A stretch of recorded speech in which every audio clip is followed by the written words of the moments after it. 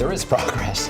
It's a very fragile and limited kind of progress, but it's an improvement on a year ago.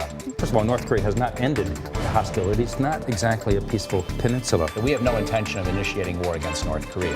We can get something for acknowledging the obvious. I would not be averse to it. A declaration for declaration might be possible. A declaration of North Korea's holdings in exchange for a declaration of an end to the war. What do you think of the cooperation, coordination between the United States and South Korea? And they're out of sync on the need for a declaration of the end of the war. A divergence in public opinion could spell trouble. From the Voice of America, this is Washington Talk. Hello and welcome to Washington Talk. I'm Eun-jung Cho. It's been 2 months since the Singapore summit, and North Korea has yet to take tangible steps toward denuclearization. But Secretary of State Mike Pompeo continues to say progress is being made. What is beneath his diplomatic words? What does the U.S. want from North and South Korea? Today, we discuss this with our panel of experts.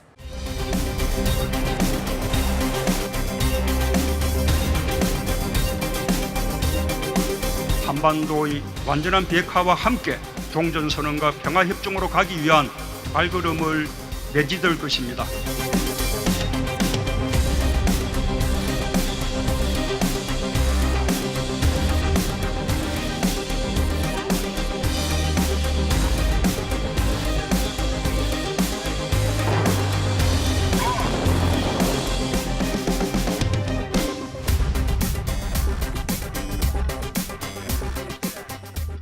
My guest today, Mr. Michael O'Hanlon, Senior Fellow at the Brookings Institution. Mr. O'Hanlon has been focusing on U.S. defense strategy and national security policy for the past 30 years. Also joining us today, Mr. Mark Fitzpatrick, Executive Director of the International Institute for Strategic Studies Americas. Mr. Fitzpatrick has a 26-year career in the State Department and was Acting Deputy Assistant Secretary for Non-Proliferation. Welcome to the program. Thank you. Welcome. Thank you. My first question, Secretary Pompeo maintains that there is progress. So what is the intended message here, if any one of you can start us off? You know, Secretary Pompeo is America's chief diplomat, but he's also the chief salesman for America's diplomacy. And when the president announced in June that North Korea had made tremendous progress in denuclearization, Secretary of State has to support that and claim that indeed there is progress, even though to us observers it's not visible. We don't know what's going on beneath the surface. It's possible that there is progress in the talks, but he's putting up a good face. Now, the United States held the first ever summit with North Korea to give diplomacy a chance, but we don't see any substantial progress as yet. What would the United States want from North Korea at this time? Well, first of all, I think Mark's analysis is excellent and spot on about what's going on. We don't really know, but Mr. Pompeo is going to try to maintain momentum. It is worth remembering that we have seen an effective freeze for freeze on testing and large exercises. That is going on. That's not enough. That doesn't prevent the North Koreans from expanding their arsenals of nuclear weapons and long-range missiles, but it's still better than where we were in 2017. So let's not forget that. We all knew that the definitions of denuclearization in Washington and Pyongyang were very different. We all knew that President Trump was probably only gradually realizing that his vision for very near-term complete denuclearization was unrealistic. I'd rather see an ugly, slow, frustrating diplomatic process than where we were last year. So in that sense, there is progress. It's a very fragile and limited kind of progress, but it's an improvement on a year ago. So, Mr. Fitzpatrick, in this stalemate, what would the United States want from North Korea? Well, the United States wants North Korea to follow through with its pledge for eventual denuclearization. The United States would like North Korea to agree to a definition of denuclearization that meets the U.S. definition. The United States is asking for a lot. They want complete end to all of North Korea's nuclear programs. They want that to include all of North Korea's delivery systems, both long-range and short-range ballistic missiles, and they even include chemical weapons and any potential biological weapons, which is actually natural since those are also in the category of weapons of mass destruction. So they want an agreement on what denuclearization means, then an agreement on actual implementation of a dismantling and a disabling strategy with verification to ensure that it is complete and irreversible. That's the U.S. want. Are they going to get all that? Very likely not, but that's their position going in. Now, the North Korea is questioning U.S. intentions and nervous about security guarantee because last week, North Korea's Foreign Minister Ri Yong-ho visited Iran and he said North Korea believes U.S. will never give up on its hostile policy on North Korea. So if North Korea is less hesitant and more sincere about negotiations, do you think there can be a breakthrough? I think there's a natural deal to be done. And I think the basic deal is a sequenced deal in which we first go for a verifiable elimination of production capability in North Korea, and only later work out the details on complete denuclearization. And in fact, we may not even get there, ever, and certainly not in the first term of a Trump administration. But there still could be an interim deal in which we essentially, as we've seen the IAEA do elsewhere, get a submission from North Korea of a database on all of its major production facilities. There will be some kind of an ability for North Korea to protect small little sites where they might keep their warheads. But the big places where they have centrifuges, where they have plutonium production facilities and reprocessing facilities, long-range missile factories, ideally, would be on this database. International inspectors would then go in and verify the contents of the database and see the facilities. Then, when North Korea allows for these facilities to be destroyed or dismantled, then you get a fuller elimination or revoking of some of those sanctions, and maybe some more humanitarian aid. Now, what North Korea wants is the end to the declaration to the end to the Korean War. What are U.S. reservations about this idea? You know, when U.S. Ambassador to South Korea, Harry Harris, said that it's too early to declare an end to the Korean War, it's, you know, one has to think, gosh, 65 years is too early. But, you know, the United States has always been cautious about declaring an end to hostilities because, first of all, North Korea has not ended hostilities. They've conducted so many incursions, armed attacks, and other provocations that it's not exactly a peaceful peninsula. Secondly, the United States wants something before they would give up something. And North Korea having taken the move toward creating nuclear weapons has raised the ante. The United States needs more than it would have needed before North Korea had nuclear weapons. So, you know, I think in line with the kind of ideas that Michael was saying about a sequencing, and one could call it action for action, a declaration for declaration might be possible. A declaration of North Korea's holdings in exchange for a declaration of an end to the war. That's the kind of conceivable sequencing that I think could be possible. But, you know, right now the Trump administration would like more than just a declaration. They'd like the whole retinue of demands met. If I could pick up on that very quickly, that's a very intriguing concept. And I think Mark is right to encourage us to be a little more flexible about how we think of a peace treaty. It doesn't have to be accompanied with pomp and circumstance. It doesn't have to lead to a reception for Kim Jong-un in Washington or, you know, a state dinner. It can be done more matter-of-factly and simply reflect the basic fact that we have no intention of initiating war against North Korea, which I think is a fact. And therefore, if we can get something for acknowledging the obvious, I would not be averse to it. And I think the traditional American view that we have to get a lot before we give a peace treaty almost can reinforce this North Korean paranoia that somehow we are potentially the offensive-minded party. I think we're not, and I think they really know we're not.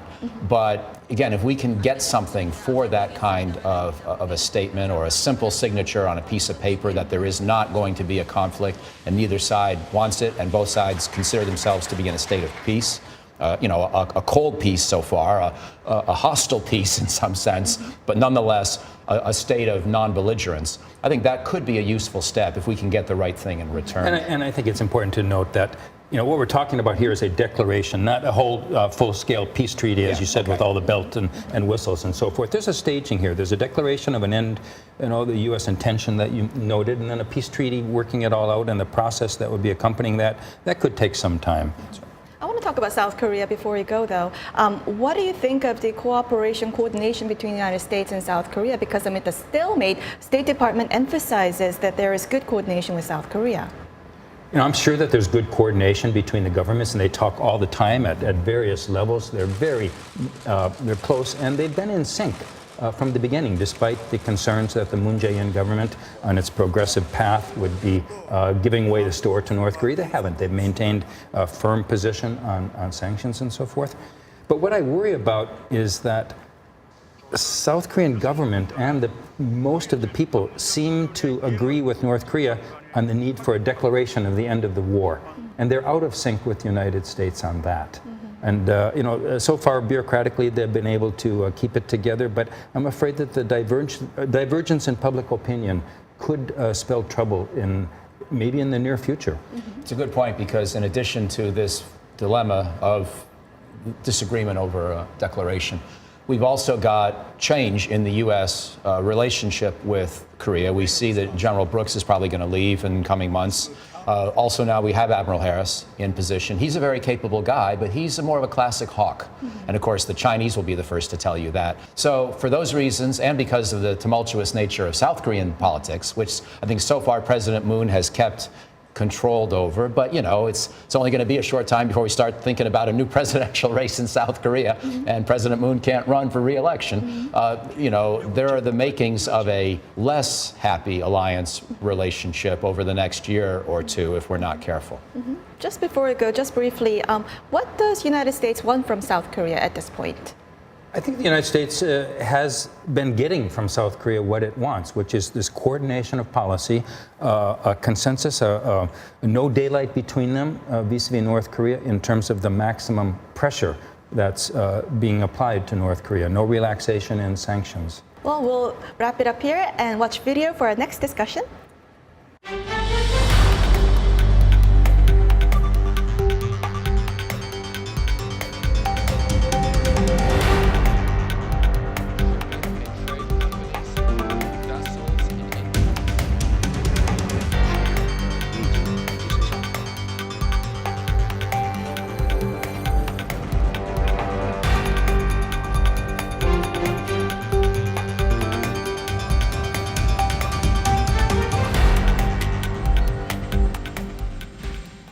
The Trump administration announced new sanctions against Chinese and Russian companies helping North Korea. These companies facilitated illegal shipments to North Korea, including alcohol, tobacco, and refined oil products, in violation of U.S. and UN sanctions. Now, the blacklisting of the Chinese and Russian companies, what is the message here? I think the message to all companies that are engaged in illicit trade with North Korea is that we will find you, we will catch you, and we will fine you. We will penalize you. It's a message to all those firms doing business with North Korea, and it's also a message to North Korea that you need to denuclearize or the pressure will keep on. Now, the U.S. Treasury back in February announced those variety of shipping practices that North Korea uses to evade sanctions.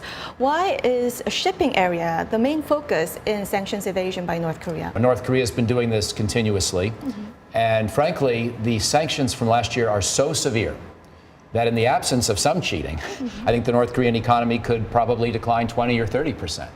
And what we know is that the last measurement I saw was that it declined maybe 3.5%, 4% in 2017 as those sanctions kicked in.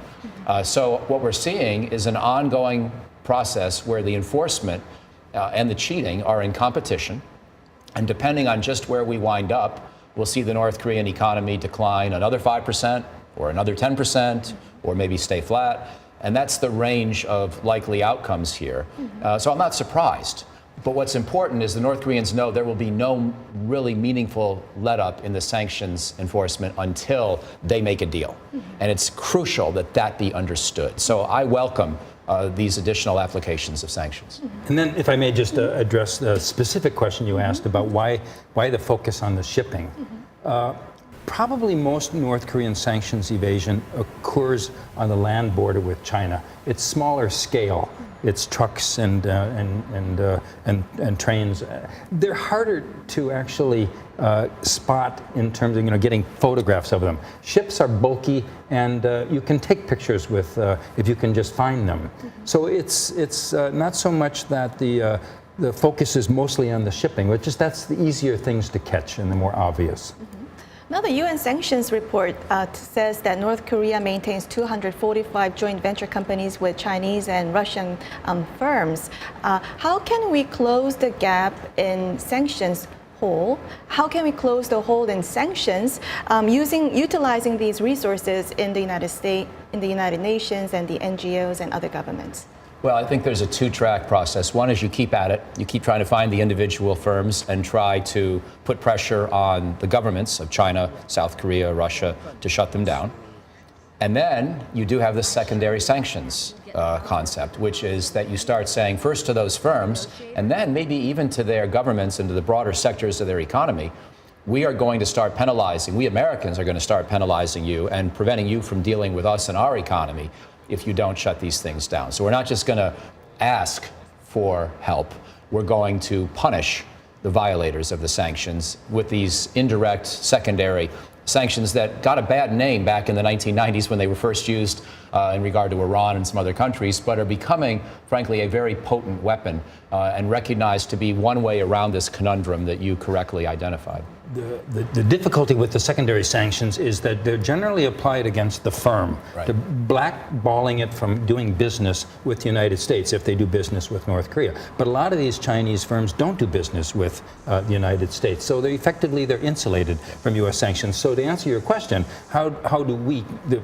concerned states of the world, stop it? You need Chinese government buy-in to this. And that's harder after, as Michael mentioned, the Singapore summit seemed to relax the pressure. And also, given that the United States has been at loggerheads with China and Russia on so many other issues, they are not willing, out of the goodness of their heart, to do things to please the United States by cracking down on business with North Korea. So to pick up on that, for example, I think President Trump is correct to say we have an economic relationship with China that needs some fixing, but I think the across-the-board tariff approach is not very good.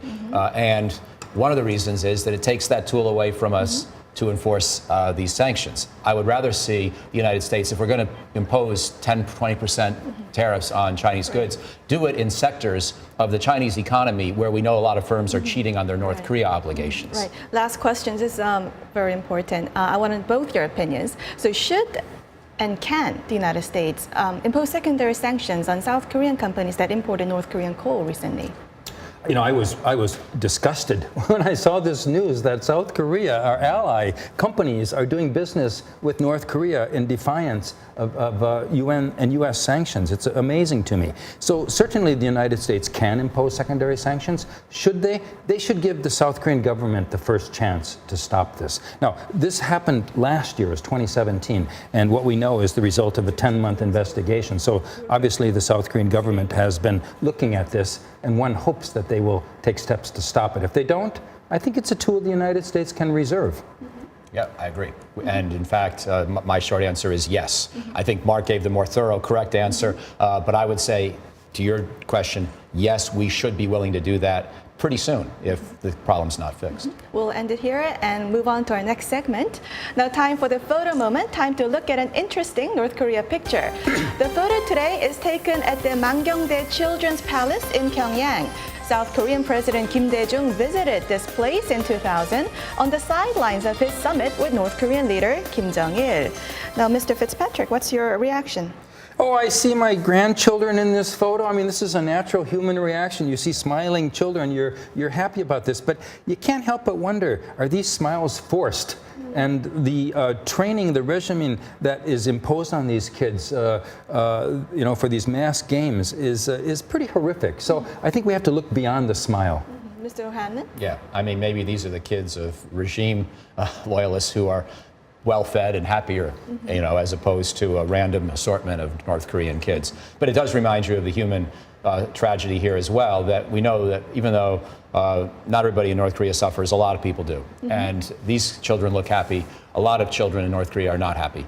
And that's why we've got to get after this. The weapons of mass destruction part has to be our first strategic concern. There's a lot of other priorities here that we need to get after too. And once we get towards an interim deal on WMD, maybe we can start addressing some of the humanitarian questions as well. Well, that's all the time we have for today. Mr. Fitzpatrick, Mr. O'Hanlon, thank you for joining us. Happy to talk to you today. Thank you. And this was Washington Talk from the Voice of America, and I'm Eun Jang Cho. Join us next week for more analysis on North Korea.